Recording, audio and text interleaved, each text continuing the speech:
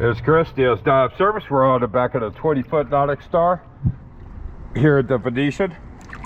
Just got done cleaning her up. She has an extremely rough waterline that has like this sticky substance to it. I don't know what it is. So it's all over the boat.